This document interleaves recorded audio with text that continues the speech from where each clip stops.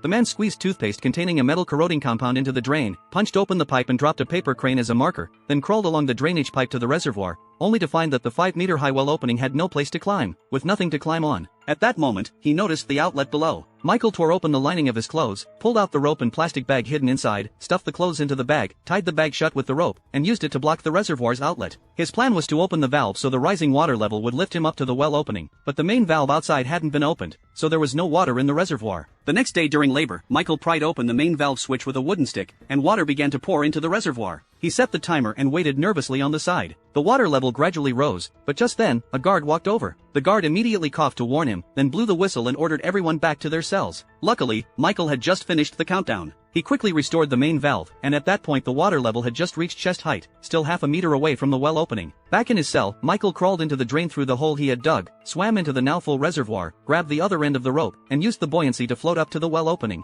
He lifted the cover and climbed into the pharmacy beneath the infirmary. On the ground lay the paper crane he had dropped earlier. He tightened the rope, pulled out the plastic bag blocking the outlet, then tied the other end of the rope to the well cover. After that, he lifted the iron cover of the drain and used it to observe the movement upstairs in the infirmary. On the third day, Michael led his fellow inmates preparing to escape through the hole, passed through the reservoir, and entered the pharmacy. But when he excitedly went to check the drainage pipe on the roof, he found it had already been replaced with a brand new reinforced one, which they couldn't break apart no matter how hard they tried. Just as Michael was in despair, a guard heard the noise and came to check, forcing everyone to quickly hide. The guard only saw a broken iron rod on the ground and ordered someone to repair it. The group took the chance to return the way they came, with only Michael staying behind at the end, his face full of unwillingness.